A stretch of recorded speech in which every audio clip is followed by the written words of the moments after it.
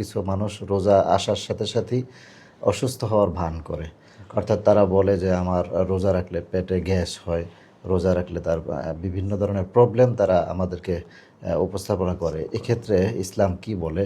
যে ইসলাম যদি মুসলমানদেরকে শুধুমাত্র রোজার বিধানই দিত, আর কোনো বিধান না দিত, তবুও মুসলমানদের জন্য এর থেকে বড় নেয়ামত আর হতো না। আলহামদুলিল্লাহ। জি মোহতারাম, একটি বিষয়ে খুব তাড়না দেয় এবং সমাজে এটা খুব প্রচলিত, মানুষ জানতে চায়। সেটি হচ্ছে রমজান মাস আসলে অনেকের মধ্যেই দেখা যায় কিছু মানুষ রমজানের বাইরে খুব একটা অসুস্থ না থাকলেও কিছু মানুষ রোজা আসার সাথে সাথেই অসুস্থ হওয়ার ভান করে। অর্থাৎ তারা বলে যে আমার রোজা রাখলে পেটে গ্যাস হয়, রোজা রাখলে তার বিভিন্ন ধরনের প্রবলেম তারা আমাদেরকে উপস্থাপনা করে। এক্ষেত্রে ইসলাম কি বলে যে এই অবস্থায় এই ধরনের অজুহাত কি ইসলাম মেনে নেবে কিনা? জি আলহামদুলিল্লাহ, খুব সুন্দর একটি পয়েন্ট আপনি এনেছেন। এক্ষেত্রে প্রিয় ভিউয়ার্স, আমি আপনাদেরকে বলবো সারা একটি বিষয়, রোজা আসলে অনেকেই মনে করেন যারা অসুস্থ থাকেন, গ্যাস্ট্রিক কিংবা ডায়াবেটিস সহ অনেক রোগে আক্রান্ত, তাদের চিন্তা হয় যে রোজা রাখলে আমার রোগ আরও বাড়বে কিংবা রোজা রাখলে আমি অসুস্থ হয়ে যাব। দেখুন, এটি একেবারেই একটি ভ্রান্ত কনসেপ্ট, একটি রং কনসেপ্ট। ইসলাম এবারে চমৎকার কিছু পয়েন্ট বলেছেন যেটা সায়েন্টিফিক্যালি প্রুফড। ইসলাম বলছেন, রসুল করিম সাল্লাল্লাহু আলাইহি সাল্লাম বলেন, সুমু তাসাহহু, রোজা রাখো সুস্থ হবা। দেখুন একটা বিষয়, ইসলাম বলছে রোজা রাখো সুস্থ হবা। 1450 বছর আগে আল্লাহর হাবিব সাল্লাল্লাহু আলাইহি সাল্লাম বলেন রোজা রাখলে সুস্থ হবা। বর্তমান 1450 বছর পরে মেডিকেল সায়েন্স বলছে যে রোজা এর থেকে বড় সুস্থতার কোনো মাধ্যম মানুষের জন্য আর নেই। আলহামদুলিল্লাহ। প্রফেসর মুর, অনেক বড় একজন প্রফেসর মুর এবং ডক্টর লুথারজেন, ক্যামব্রিজ ইউনিভার্সিটির, উনি একটি চমৎকার গবেষণা উপস্থাপন করেন। উনি বলেন যে ইসলাম যদি মুসলমানদেরকে শুধুমাত্র রোজার বিধানই দিত, আর কোনো বিধান না দিত, তবুও মুসলমানদের জন্য এর থেকে বড় নেয়ামত আর হতো না। আলহামদুলিল্লাহ। উনি তেনার গবেষণা থেকে, যেটি বিভিন্ন আম্বিয়া কেরামদের ক্ষেত্রে আমরা দেখেছি, যেমন হযরত দাউদ আলাইহিস সালাম সারা বছর রোজা রাখতেন এবং একদিন গ্যাপ দিয়ে দিয়ে তিনি রোজা রাখতেন। সো এটা আসলে মানে এটা আমরা মেডিকেল সায়েন্স ইমপ্রুভ হওয়ার পরে আমাদের সামনে এমন কিছু বিষয় এসেছে প্রিয় ভিউয়ার্স, সেটি হলো আপনাদেরকে একটু বললে বুঝবেন। সেটি হলো আমাদের যে স্টমেক, আমাদের যে পাকস্থলী, মেডিকেল সায়েন্সের ভাষায় বলা হচ্ছে যে stomach is the storage of whole diseases. সমস্ত রোগের একটি উৎস বলা হয় আমাদের স্টমেককে। তো সারা বছর আমরা খাই, 3 বেলা খাই, সকালে, দুপুরে, রাতে, বিভিন্ন সময় পানি খাই, পান খাই, সিগারেট খাই, কত কিছু আমরা খাই।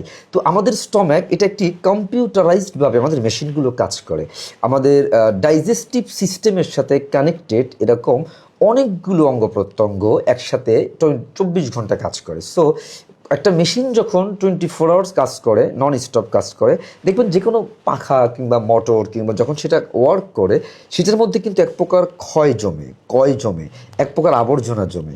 তো মেডিকেল সায়েন্সের ভাষায় আমাদের বডি, আল্লাহ পাকের এই কুদরতি বডিটা, এর থেকে আশ্চর্য পৃথিবীতে আর কিছু নেই। আমরা এক এক বেলায় কত পদের খাবার খাই, এগুলোকে ডাইজেস্ট করতে হয়, রক্ত বানায়, এগুলোকে পেশাব আকারে বের করে, টয়লেট আকারে বের করে। তো এই যে ওয়ার্ক করছে 24 আওয়ার্স, তা আমাদের পাকস্থলীতে এক প্রকার আর্দ্র পদার্থ তৈরি হয়, এক প্রকার বিভিন্ন মানে বজ্র পদার্থ তৈরি হয়, জার্ম তৈরি হয়।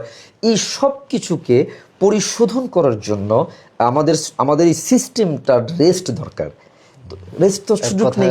সিয়াম সাধনা এটাকে সবসময় আমাদের জন্য আমাদের এই যে একটা রেস্ট দরকার, সারা বছর তো এই সুযোগ নেই। আমাদের খাবার দাবার চলছে, সকালে, দুপুরে, রাতের কিছু না কিছু চলে। দেখুন আল্লাহ পাক কি চমৎকার একটি সিস্টেম আমাদেরকে দিয়েছেন। আমরা সেহরির সময় খাই, সেহরির সময় সেই খাবার থেকে শুরু করে আমাদের খাবারগুলো 8 ঘন্টা 9 ঘন্টার মতো এটাকে হজম হতে সময় লাগে। ধরেন সেহরিতে খেলাম, দুপুরে 1টা 2টা পর্যন্ত খাবারগুলো আমাদের মেশিনগুলো ওয়ার্ক করলো প্রতিদিন, তারপর থেকে নিয়ে এখন ইফতার পর্যন্ত। আপনার সাথে একটু অ্যাড করতে পারি, সেটা হচ্ছে আমাদের সমাজে আমরা এখন মোবাইল ওপেন করলেই দেখতে পাই ডায়েট করার জন্য বা ফ্যাট কমানোর জন্য জি, জি। অনেক উপকরণ আমাদের সমাজে এখন বের হয়েছে। মানুষ বিভিন্ন কিছু অনলাইন ভিত্তিক ক্রয় বিক্রয় করছে। তো এক্ষেত্রে আমি মনে করি রমজান এটা হচ্ছে ডায়েট করার জন্য এবং ফ্যাট কমানোর জন্য সর্বোত্তম বেস্ট মাস। অপশন। যদি বলি এক কথায়, যদি বলি, এই যে দেখেন প্রতিদিন যে খাবারগুলো খেলাম, প্রতিদিন দুপুর থেকে নিয়ে প্রায় 7 ঘন্টা 6 ঘন্টা আমাদের টোটাল ডাইজেস্টিভ সিস্টেমটা রেস্টে চলে যাচ্ছে। টোটাল যখন রেস্টে চলে যাচ্ছে, একটা মাস যখন প্রতিদিন একই সময় মেশিনগুলো রেস্টে যায়, বিজ্ঞান মেডিকেল সায়েন্স বলছে 1 মাস যদি কেউ ভালো করে রোজা রাখে, তাহলে আগামী 11 মাস আল্লাহ তাআলা তাকে অসংখ্য অসুস্থতা থেকে সুস্থতা দান করে দিবেন। তো এর থেকে কি লাগে প্রিয় ভিউয়ার্স, আপনাদেরকে একটি কথা বলবো, রোজার থেকে বড় নিয়ামত আর নাই। যারা মনে করেন রোজা রাখলে অসুস্থ হবেন, এটি একটি কনসেপ্ট।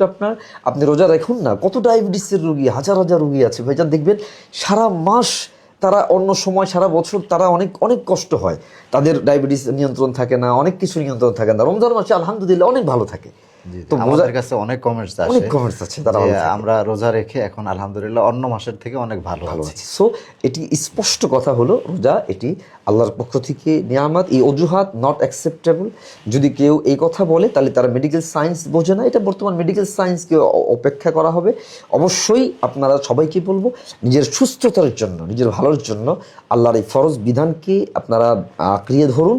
সুস্থ থাকবেন, ভালো থাকবেন ইনশাআল্লাহ।